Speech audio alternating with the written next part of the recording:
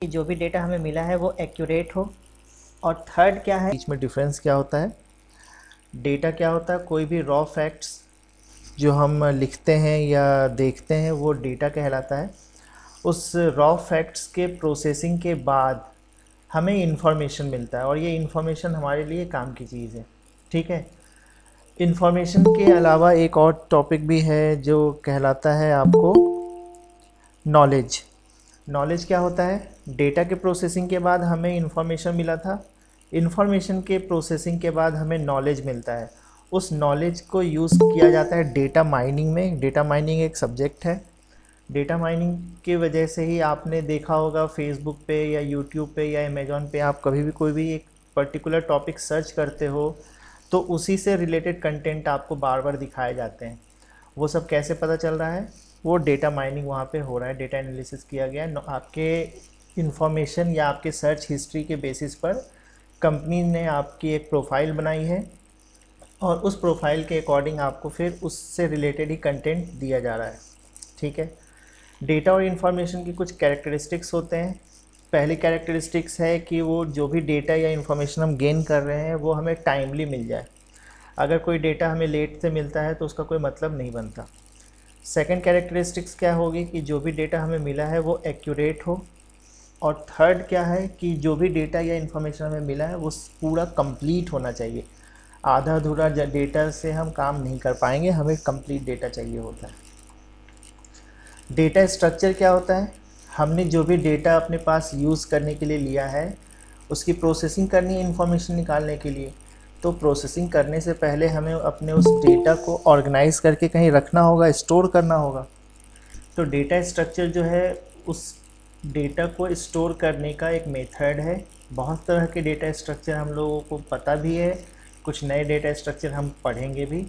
सबसे common data structure आपको मालूम ही है, इंट होता है, कैरेक्टर होता है, फ्लोट होता है, एरेज होता है, स्टैक होता है, लिंक लिस्ट होता है, क्यू होता है, ग्राफ होते हैं, ट्री होते हैं, बहुत सारे डेटा स्ट्रक्चर्स हैं।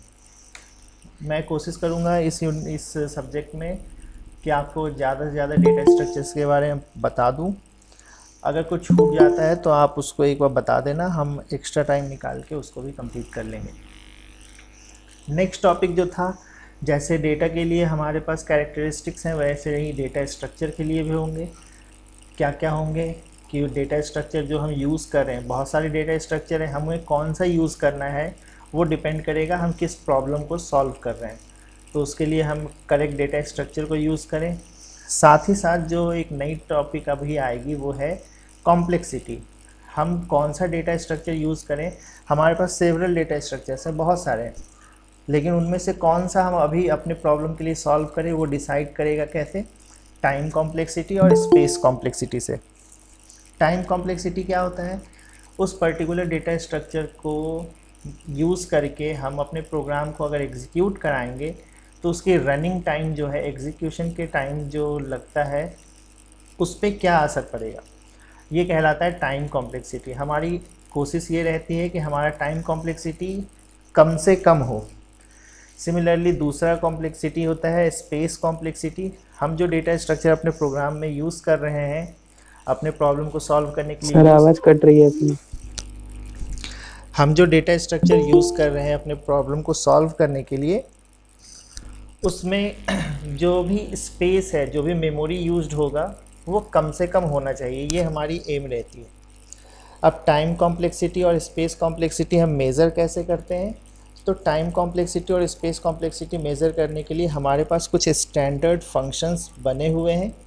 जैसे लीनियर है, लीनियर हो गया, क्वाड्रेटिक हो गया, क्यूबिक हो गया, पॉलिनॉमियल हो गया, एक्सपोनेंशियल हो गया, कांस्टेंट हो गया। ये सारी चीज़ें जो है हमारे पास पहले से बनी है।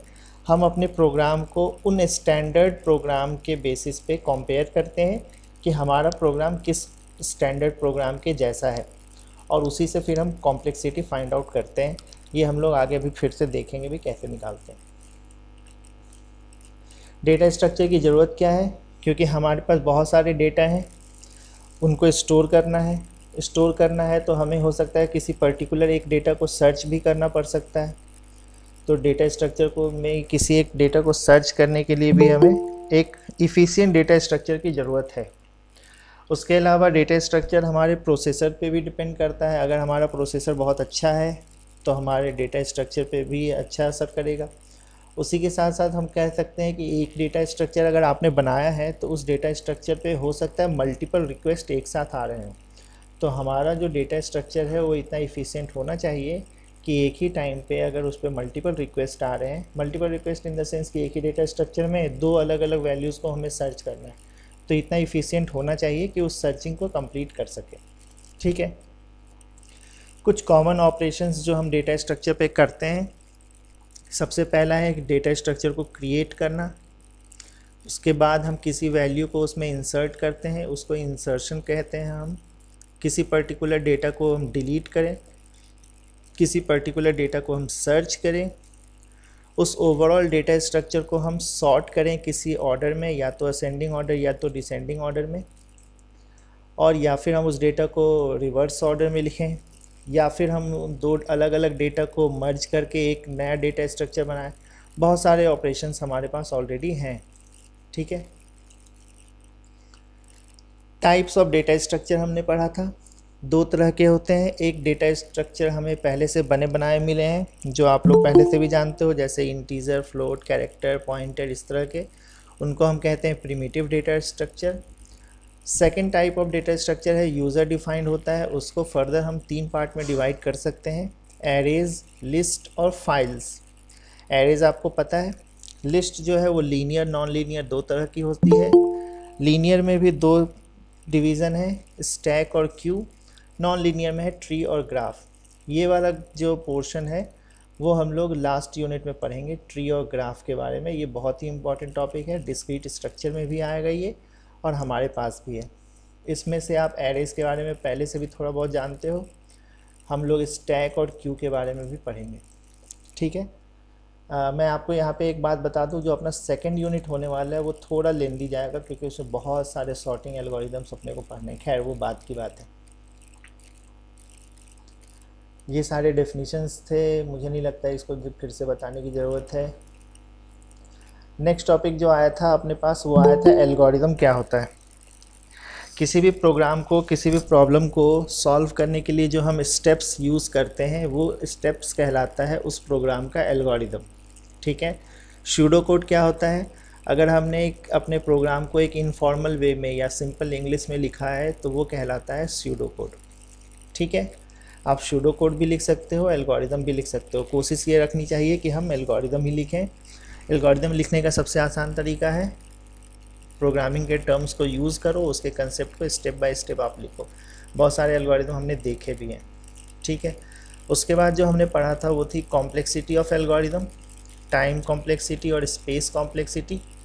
स्पेस और टाइम कॉम्प्लेक्सिटी में अगर दोनों में कंपेयर करने को मिले तो हम टाइम कॉम्प्लेक्सिटी को ज़्यादा प्रेफर करते हैं। अब आता है ये बात कि टाइम कॉम्प्लेक्सिटी को हम मेज़र कैसे करते हैं। तो मैं पहले यहाँ पे फिर से एक बार बता दूँ, हम यहाँ पे सेकंड्स में बात नहीं कर रहे हैं। जो टाइम का यूनिट होता है वो सेकंड या मिली सेकंड की बात नहीं हो रही है। टाइम कॉम्प्लेक्सिटी मेज़र करने के लिए हमें एक नोटेशंस यूज़ करने होते हैं जिसको कहते हैं एसिम्प्टोटिक नोटेशंस।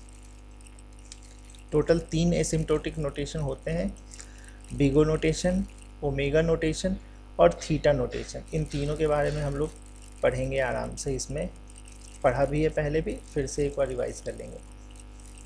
इन तीनों को पढ़ने के पहले हम लोगों ने देखा था फ्रीक्वेंसी काउंट कैसे निकाला जाता है।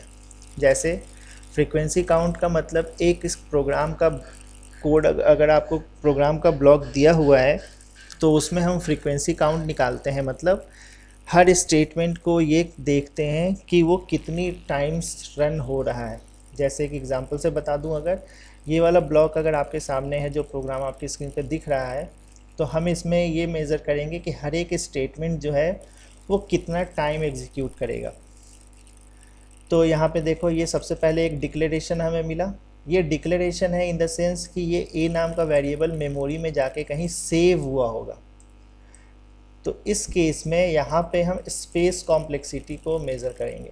अभी फ़िलहाल हम टाइम कॉम्प्लेक्सिटी देख रहे हैं, यानी कि इस स्टेटमेंट की टाइम कॉम्प्लेक्सिटी निकालने का कोई मतलब नहीं बनता। क्यों? क्योंकि ये एक स्टेटमेंट है जिसमें हम वेरिएबल को डिक्लेयर कर रहे हैं, और वेरिएबल जब डिक्लेयर कर रहे हैं तो वो मेमोरी कंज्यूम करेगा, यानी यहाँ पे स्पेस कॉम्प्लेक्सिटी की बात होगी। यही रीज़न है कि इसके बगल में मैंने यहाँ पे ना ही 1 लिखा है ना ही n लिखा है, कुछ इस तरह का कुछ भी नहीं लिखा।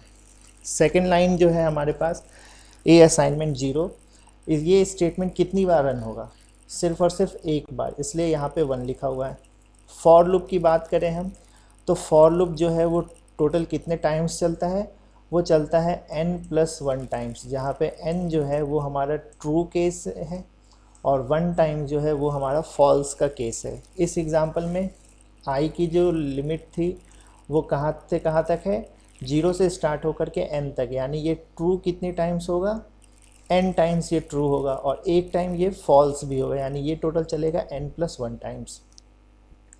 फॉर लूप की बॉडी ये वाली है, इसकी बॉडी के अंदर जो भी स्टेटमेंट लिखे हैं वो कितनी बार चलेंगे, जितनी बार ये फॉर लूप हमारा ट्रू होगा, और ये ट्रू कितनी बार है, n टाइम्स, यानी ये स्टेटमेंट चलेगा n टाइम्स। ये वाला प्रिंटफ स्टेटमेंट इस फॉर लूप की बॉडी के बाहर है, यानी कि ये चलेगा सिर्फ एक बार। अब हमें निकालना है फ्रीक्वेंसी काउंट, तो ये टोटल टर्म जो भी आया इन सबको हम ऐड कर देंगे, 1 + n + 1 + n + 1 यानी 2n + 3, ये है हमारा फ्रीक्वेंसी काउंट इस प्रोग्राम के लिए। ठीक है, आगे देखते हैं।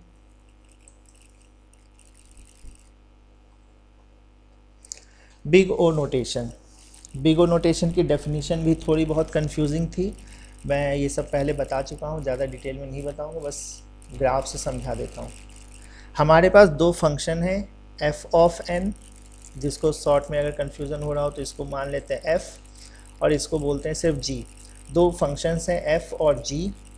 बिग ओ नोटेशन क्या कहता है कि अगर हमने एक कांस्टेंट लिया है c एक कांस्टेंट वैल्यू है, पॉजिटिव नंबर है, अगर हम उस c को g में मल्टीप्लाई कर दें तो हमें नया फंक्शन मिलेगा। तो बिग ओ नोटेशन ये कहता है कि हमारा प्रोग्राम या हमारा फंक्शन जो f(n) है, इसका ग्राफ हमेशा इस प्रोडक्ट वाले ग्राफ के नीचे ही रहेगा। अगर ऐसा कंडीशन हमें मिलता है तो हम कहेंगे कि मेरा प्रोग्राम बिग ओ नोटेशन में है। ठीक है, इसके हम लोगों ने बहुत सारे एग्जांपल देखे थे क्लासेस के दौरान, मुझे नहीं लगता इसको ज़्यादा और डिटेल में बताने की ज़रूरत है। बस आपको ये याद रखना है, बिग ओ नोटेशन में हमारा प्रोग्राम है f(n), स्टैंडर्ड प्रोग्राम है g(n). हम अपने प्रोग्राम f को g से कंपेयर कर रहे हैं। कंपैरिजन के दौरान हमें एक एक्स्ट्रा कांस्टेंट की ज़रूरत पड़ी c। हम ये बोल रहे हैं कि हमारा प्रोग्राम f इस प्रोडक्ट से ग्राफ के नीचे ही रहेगा। अगर ऐसा है तो हमारा प्रोग्राम बिग ओ नोटेशन में लिखा हुआ है। ठीक है, सिमिलरली आपने ये सारे एग्जांपल देखे भी हैं, सॉल्व भी किए हैं। फिर हमारे पास एक टॉपिक आया था वर्स्ट केस, एवरेज केस और बेस्ट केस। इसको एक बार डिस्क्राइब कर देता हूँ। सॉर्टिंग के एल्गोरिदम से लेकर चले, सॉर्टिंग मतलब हम अपने प्रोग्राम को किसी एक पर्टिकुलर ऑर्डर में अरेंज कर रहे हैं, या तो असेंडिंग ऑर्डर में या तो डिसेंडिंग ऑर्डर में। तो अगर आपको मान लो एक सॉर्टिंग का एल्गोरिदम लिखना है, तो सॉर्टिंग के एल्गोरिदम के लिए सबसे आसान केस क्या होगा? सबसे आसान ये होगा कि यूज़र ने आपको जो भी नंबर दिया है वो पहले से ही सॉर्टेड है, तो आपको उसमें कुछ भी करने की ज़रूरत नहीं पड़ेगी। तो वो कहलाता है बेस्ट केस। बेस्ट केस में हमारा प्रोग्राम ऑलरेडी सॉर्टेड ही हुआ। ठीक है, हमारे प्रोग्राम के लिए सबसे बुरी बात क्या होगी? वो ये कि यूज़र ने जो नंबर दिया है वो सॉर्टेड तो है, जैसे हमें प्रोग्राम बनाना था असेंडिंग ऑर्डर में सॉर्ट करने का, लेकिन यूज़र ने जो नंबर्स दिए, इनपुट दिए, वो हमें डिसेंडिंग ऑर्डर में दिए हैं, यानी रिवर्स ऑर्डर में दिए हैं। तो हमें अपने प्रोग्राम के लिए बहुत मेहनत करनी पड़ेगी, इसलिए वो हमारे प्रोग्राम के लिए वर्स्ट केस हो गया। अब इन दोनों केसेस के बीच में जो भी इनपुट आपको मिला होगा वो सब के सब एवरेज केस कहलाएंगे। ठीक है, हम लोगों ने इस बिग ओ नोटेशन को और डिस्क्राइब करके यहाँ पे लिखा था, ये सब आप लोग पहले से पढ़ चुके हो, न्यूमेरिकल्स भी सॉल्व किया था। फिर सीधे आ जाते हैं थीटा नोटेशन पे, ओमेगा नोटेशन पे। ओमेगा नोटेशन क्या कहता है? ग्राफ की मदद से अगर समझें तो बिग ओ नोटेशन के केस में हमारा फंक्शन जो है उसका ग्राफ स्टैंडर्ड फंक्शन के ग्राफ के नीचे था, जबकि ओमेगा नोटेशन ये कहता है कि हमारा प्रोग्राम का ग्राफ स्टैंडर्ड वाले प्रोग्राम के ग्राफ के ऊपर रहेगा। ठीक है, बिगो नोटेशन में हम लोअर बाउंड निकालते हैं, जबकि ओमेगा नोटेशन में हम लोअर बाउंड निकालते हैं, जबकि बिगो नोटेशन में हम अपर बाउंड निकालते हैं। आपको ये फिर से बता दूं, ओमेगा नोटेशन ये कहता है कि हमारा प्रोग्राम एफ ऑफ एन जो है उसका ग्राफ इस स्टैंडर्ड प्रोग्राम के ग्राफ के ऊपर रहना चाहिए, ठीक है। इसके अलावा हमने इसके न्यूमेरिकल्स को भी देखे थे, ये सब आप लोग पहले से कर ही चुके हो। थीटा नोटेशन क्या होगा? थीटा नोटेशन होगा कि हमारा ग्राफ जो है वो दो स्टैंडर्ड ग्राफ के बीच में होगा, ठीक है। अगर हम लोग सिर्फ नीचे वाले हिस्से को देखें तो ये ओमेगा के जैसा है, और अगर सिर्फ ऊपर वाले को देखें तो ये बिग ओ नोटेशन के जैसा है। इन दोनों केस के बीच में अगर कहीं पे हमारा फंक्शन है तो वो कहलाता है थीटा नोटेशन। स्टैंडर्ड फंक्शंस की बात जो हम कर रहे थे वो ये सारे स्टैंडर्ड फंक्शन है। एक होता है कांस्टेंट, एक होता है लॉगरिथमिक, दूसरा होता है linear, quadratic, cubic, polynomial, exponential और एन लॉग एन। आप इसके ऑर्डर को यहाँ पे देख भी सकते हो। अगर इंक्रीजिंग ऑर्डर में देखा जाए तो ये इसका ऑर्डर है। कुछ रूल्स भी होते हैं इसमें, वो ये कि अगर आपको एक फंक्शन दिया है f1 ऑफ n और उसकी ऑर्डर है g1 ऑफ n, दूसरा फंक्शन है f2 ऑफ n और उसका ऑर्डर है g2 ऑफ n, आपने एक प्रोग्राम बनाया जिसमें f1 और f2 दोनों हैं, तो अगर आपको निकालना होगा कि इस नए प्रोग्राम का कॉम्प्लेक्सिटी क्या होगा, तो जो g1 और g2 में से जो भी मैक्सिमम है आप उसको यूज़ कर लोगे एज ए कॉम्प्लेक्सिटी उसका, ठीक है। ये सारे प्रोग्राम हम लोगों ने फ्रीक्वेंसी काउंट निकालने में यूज़ किया था और उसी के बेसिस पे हम लोगों ने कॉम्प्लेक्सिटी भी फाइंड आउट किया है। कॉम्प्लेक्सिटी फाइंड आउट करने में बिगो नोटेशन बहुत इंपॉर्टेंट है। आपको बता दूं, जितने भी आप सबसे पहले तो फ्रीक्वेंसी काउंट निकालोगे। फ्रीक्वेंसी काउंट निकालने के बाद उस टर्म में जितने भी कॉन्स्टेंट्स हैं उन सबको आप इग्नोर करोगे। उसके बाद जो भी n का टर्म आता है उसमें हायर ऑर्डर n के टर्म्स को आपको यूज़ करना है बिगो नोटेशन के लिए। और अगर आपने ओमेगा नोटेशन लिया है तो उस टर्म में जो सबसे लोअर लेवल का n का टर्म्स होगा वो होगा आपका ओमेगा, ठीक है। बिगो नोटेशन में हायर ऑर्डर ढूंढते हैं और ओमेगा नोटेशन में लोअर ऑर्डर ढूंढते हैं। नेक्स्ट जो टॉपिक आया था हमारे पास वो था रिकर्जन।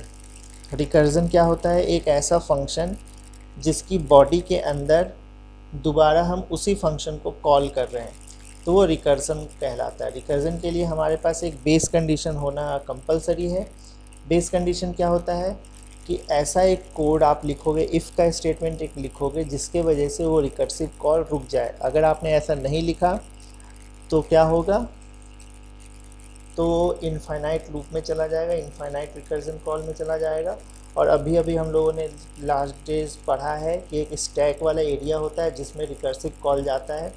तो अगर आपने रिकर्जन यूज़ अच्छे से नहीं किया तो वो ओवरफ्लो हो जाएगा और आपका प्रोग्राम लास्टली क्रैश कर जाएगा। इटरेशन और रिकर्जन के बीच का डिफरेंस हम लोगों ने देखा था। फैक्टोरियल का प्रोग्राम देखा था इटरेशन मेथड से और रिकर्जन मेथड से। इसके डिसएडवांटेज और टाइप्स देखे थे।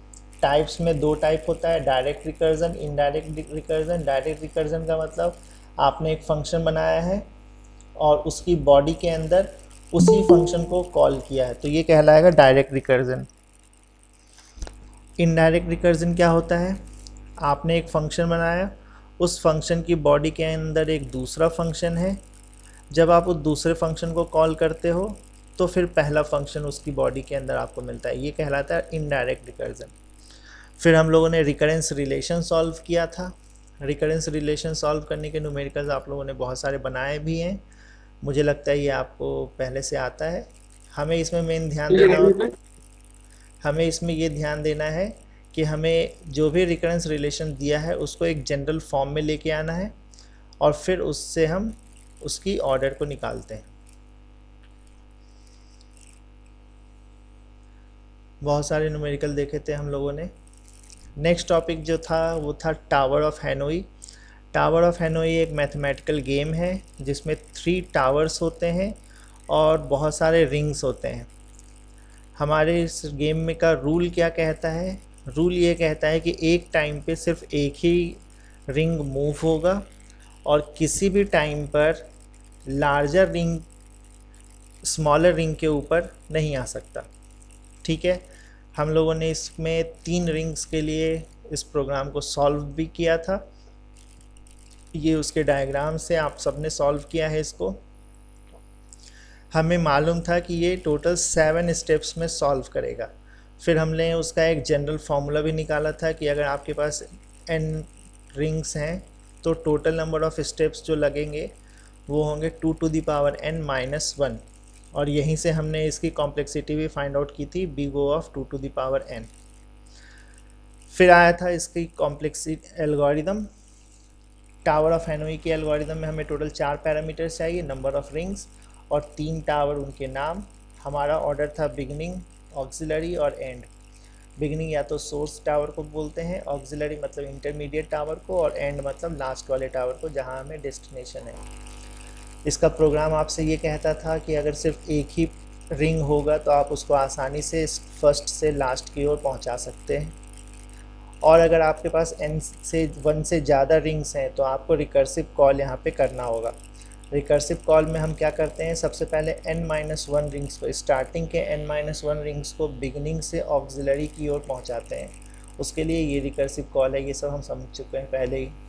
जब ये n-1 रिंग यहाँ पे पहुँच जाएगा तो बिगनिंग वाले टावर में सिर्फ एक ही रिंग बचेगा और उस रिंग को हम लास्ट वाले टावर पर पहुँचा सकते हैं। उसके बाद जो ऑक्सिलरी टावर पे रिंग्स आए थे इस सेकंड स्टेप में, वो वाले सारे रिंग्स को हम एंड वाले टावर के पास पहुंचा सकते हैं, और उसके लिए फिर से रिकर्सिव कॉल होगा। ये सब हम लोग देख चुके हैं, इसके डायग्राम वगैरह आप लोग पहले ही बना चुके हो। जो लास्ट टॉपिक इसमें हम लोगों ने देखा है वो है डायनेमिक मेमोरी एलोकेशन। इसके पहले पॉइंटर्स वगैरह भी देखा था, वो सारी डिटेल में अभी फ़िलहाल फिर से नहीं बता रहा हूँ, वो सब आप लोग देख लेना बुक से। जो मेन टॉपिक था वो है डायनेमिक मेमोरी एलोकेशन सी लैंग्वेज के लिए। सी लैंग्वेज में अगर आप डायनेमिक मेमोरी एलोकेशन करना चाहते हो तो 3 फंक्शन हमारे यूज़ होते हैं, मैलॉक, कैलॉक और रीएलॉक। इसके अलावा अगर हमें इसमें से मेमोरी को फ्री करना है, जो भी एलोकेटेड मेमोरी है उसको आपको वापस लेना है, तो हमें एक चौथा फंक्शन यूज़ करना होता है जिसको कहते हैं फ्री। फिर हम लोगों ने देखा था स्टैटिक और डायनेमिक के बीच का डिफरेंस। स्टैटिक मेमोरी क्या होता है और डायनेमिक मेमोरी क्या होता है। अगर आपने कंपाइल टाइम पे किसी वेरिएबल को मेमोरी एलोकेट किया है तो वो स्टैटिक मेमोरी एलोकेशन कहलाएगा, और अगर आपने रन टाइम पर मेमोरी एलोकेट किया है और रन टाइम पे मेमोरी एलोकेट करने के लिए इन तीनों फंक्शन में से किसी एक को यूज़ किया है तो वो कहलाएगा डायनेमिक मेमोरी एलोकेशन। दूसरा डिफरेंस क्या होता है, स्टैटिक मेमोरी एलोकेशन में क्योंकि हम कंपाइल टाइम पे मेमोरी एलोकेट कर रहे हैं तो हमें पहले से पता होना चाहिए कि हम कितनी मेमोरी को यूज़ कर रहे हैं, जबकि डायनेमिक मेमोरी एलोकेशन में हम रन टाइम पे मेमोरी एलोकेट कर रहे हैं तो हमें पहले से अगर नहीं भी पता है कि कितनी मेमोरी चाहिए तो चल जाएगा। स्टैटिक मेमोरी एलोकेशन में मेमोरी का वेस्टेज हो सकता है।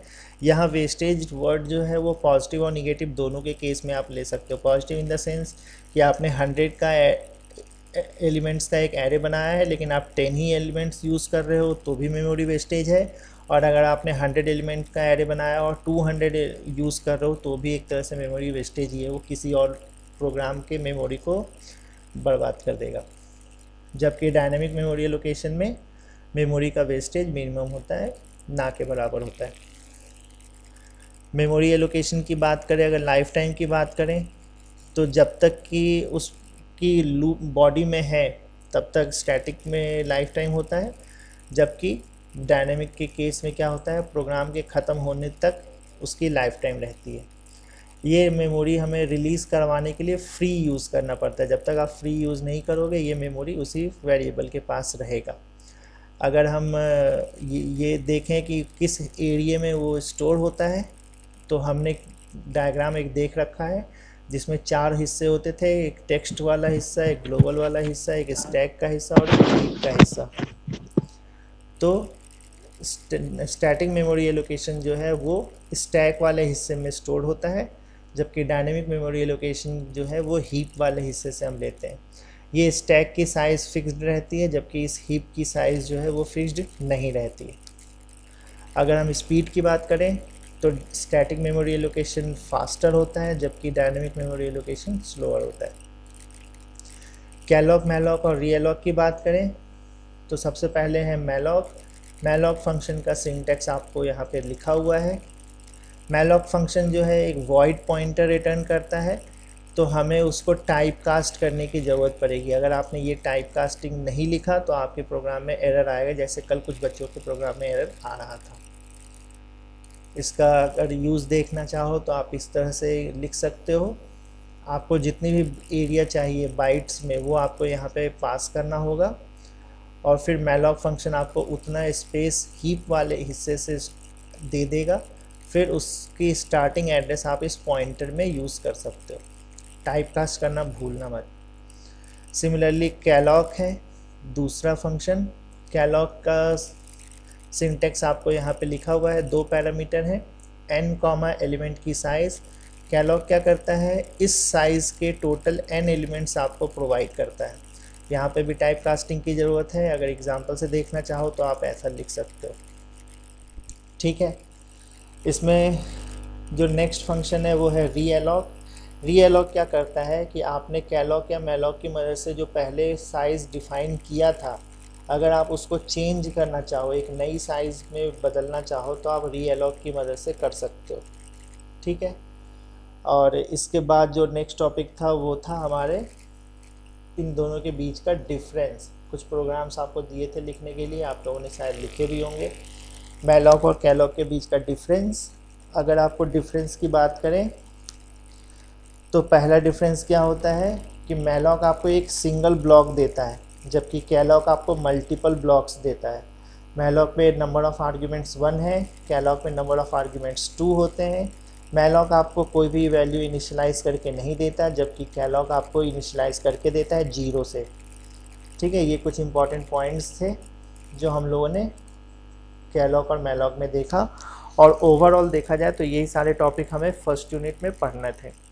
अगर इम्पॉर्टेंट क्वेश्चंस की बात करें तो आपके यहाँ पे 3-4 इम्पॉर्टेंट क्वेश्चन बनते हैं। पहला इम्पॉर्टेंट क्वेश्चन बनता है कि डेटा स्ट्रक्चर क्या होता है, उसके टाइप्स क्या हैं, और उसमें कुछ ऑपरेशंस। ये ऑपरेशन वाला टर्म जो है ना, मैं पिछले 3 साल से बच्चों को बोलता आया हूँ कि ये इम्पॉर्टेंट है, लेकिन बच्चे इस पर ध्यान देते नहीं हैं, और हर बार ये क्वेश्चन आता है।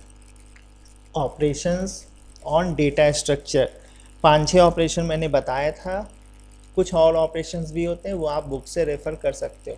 ठीक है, जो सेकंड टॉपिक आता है वो है एसिम्प्टोटिक नोटेशन। एसिम्प्टोटिक नोटेशन के लिए मैं फिर से बता दूं, आपको उसकी मैथमेटिकल डेफिनेशन जो है वो भी लिखनी है, और आपको ग्राफ भी बनाना है। और अगर आपके पास टाइम है तो एक छोटा सा एग्जांपल से बता सकते हो कि इसकी एसिम्प्टोटिक नोटेशन में क्या वैल्यू आई है। ठीक, नेक्स्ट टॉपिक जो है वो है रिकर्जन। रिकर्जन से बहुत सारे इंपॉर्टेंट क्वेश्चन आते हैं। और फिर लास्टली आपको बच गया कैलॉक मैलॉक के बीच में डिफरेंस, या फिर स्टैटिक और डायनेमिक के बीच का डिफरेंस। ये 4-5 क्वेश्चन जो हैं वो फर्स्ट यूनिट से आएंगे जो इम्पॉर्टेंट है। अब अगर हम सेकेंड यूनिट की बात करें तो सेकेंड यूनिट में हमें पढ़ना है सर्चिंग और सॉर्टिंग। आप सबने सिलेबस देखा होगा, इसका नहीं देखा कोई बात नहीं, मैं एक बार फिर से दिखा देता हूँ। सेकेंड यूनिट में जो है हमें सर्टिंग और सॉर्टिंग के बारे में पढ़ना है, और मैं अभी बता दूँ बहुत लेंदी यूनिट होने वाला है वो, क्योंकि बहुत सारे सॉर्टिंग एल्गोरिदम हमारे पास हैं। उस सिलेबस देख लेते हैं कहीं कुछ अपडेट तो नहीं हुआ है।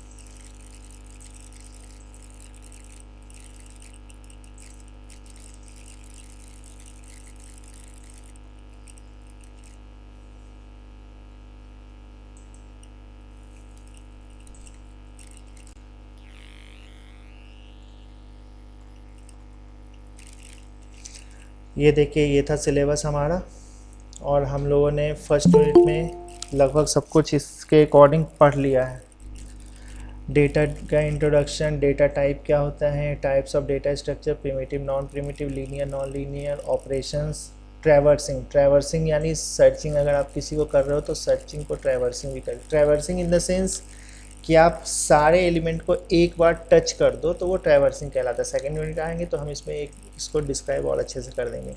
सर्चिंग हमने पढ़ ही लिया, इंसर्शन डिलीशन के बारे में बता ही दिया, complexity worst case best case average case ये बता ही दिया है, time space trade off complexity के बारे में आ ही गया। एल्गोरिदम की efficiency, efficiency in the sense कि लीनियर अच्छा होता है या क्वाड्रेटिक अच्छा होता है, ये सारी चीज़ें, और एसिम्प्टोटिक नोटेशन। आपका फर्स्ट यूनिट सिर्फ इतना ही था। हमने इसमें एक्स्ट्रा क्या क्या पढ़ा, हमने इसमें एक्स्ट्रा पढ़ा है रिकर्जन, उसके अलावा हमने इसमें एक्स्ट्रा पढ़ा है डायनेमिक मेमोरी एलोकेशन, उसके अलावा रिकरेंस रिलेशन को सॉल्व करना, उसके अलावा हमने टावर ऑफ हैनोई, ये सारी चीज़ें एक्स्ट्रा पढ़ी है जो हमारे कोर्स में नहीं था। इसीलिए मेरा मकसद यही था कि आपको दिखाएं कि हम लोग एक्स्ट्रा भी पढ़ाई कर रहे हैं। ठीक है, अगर इसके सिलेबस के हिसाब से देखा जाए तो वो पहले यूनिट में कुछ भी नहीं था पढ़ाने के लिए, बस आपको एक कॉम्प्लेक्सिटी पढ़ाने की ज़रूरत थी, लेकिन हमने इसमें एक्स्ट्रा भी पढ़ा है। और अभी भी मुझे ऐसा लगता है कि बहुत सारी चीज़ें छूट भी गई हैं, तो वो हम धीरे धीरे मैनेज कर लेंगे बाद में। सेकेंड यूनिट की अगर बात देखें तो आप ओवरऑल सिलेबस भी अगर देखोगे तो सेकेंड यूनिट बहुत ज़्यादा लेंदी है। हमें इसमें सबसे पहले पढ़ना होगा एरेज़ के बारे में, वो हम लोग जल्दी कंप्लीट कर लेंगे क्योंकि एरेज़ आप लोगों को पहले से ही पता है। डिक्लेयर कैसे करते हैं, इंसर्ट कैसे करते हैं, डिलीट कैसे करते हैं, मर्ज कैसे करते हैं, 1 डायमेंशनल 2 डायमेंशनल, रो और कॉलम मेजर, ये सब चीज़ हम लोग फर्स्ट ईयर में ये मैंने खुद ने पढ़ा है आप लोगों को। ठीक है, एड्रेस कैलकुलेशन इन एरे ये सब भी हम लोग देख चुके हैं। मैं एक बार फिर रिवाइज़ करूँगा, घबराओ मत आप, है ना।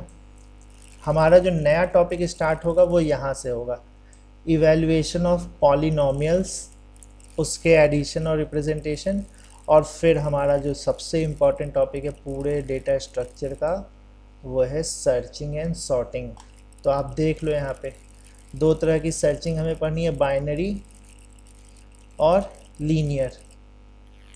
ठीक है, और सॉर्टिंग का अगर आप देखोगे तो सॉर्टिंग कितने सारे हैं आप देखो, bubble, heap, insertion, selection, quick, फिर से हीप, सेल, यहाँ हीप 2 बार लिखा है, बकेट, रेडिक्स, मर्ज, कितने हो गए 1 2 3 4 5 6 7 8 9 10, हीप 2 बार था यानी 9 सॉर्टिंग एल्गोरिदम आपको पढ़ने, और बहुत लेंदी जाता है ये, एक बार में समझ में भी नहीं आता है, इसलिए कह रहा था सेकेंड यूनिट बहुत ज़्यादा चलेगा। ठीक है, तो हो सकता है अगर मिड सेम हुए भी तो हम सेकेंड यूनिट भी कंप्लीट ना कर पा रहे हो मिड सेम के टाइम तक।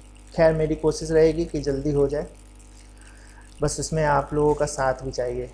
थर्ड यूनिट में हम स्टैक्स के बारे में देखेंगे, फिर लिंक्ड लिस्ट है फोर्थ यूनिट में, और लास्ट वाला यूनिट है ट्री। तो सेकेंड यूनिट के बाद हम डिसाइड करेंगे कि पहले ये दोनों पढ़ें या पहले ये वाला कंप्लीट करें। खैर अभी सेकेंड यूनिट को स्टार्ट करने दो। तो आप लोगों से यही रिक्वेस्ट है कि अगले दिन आप लोग एरेज के बारे में पढ़ के आओ, क्योंकि ये फर्स्ट ईयर में हम लोग देख चुके हैं, तो इसमें ज़्यादा टाइम लगाने से कोई मतलब नहीं बनता है। ठीक है, तो ये था आज के लिए। मैं आप लोगों को 1-2 प्रोग्राम दिखाना चाहता था, वो आप लोगों को कल दिखाऊंगा, है ना। फ़िलहाल अगर इसमें कोई डाउट है किसी को तो बता सकता है। फर्स्ट यूनिट में किसी को अभी तक कोई भी डाउट है तो वो बता सकता है, और फिर वरना हम लोग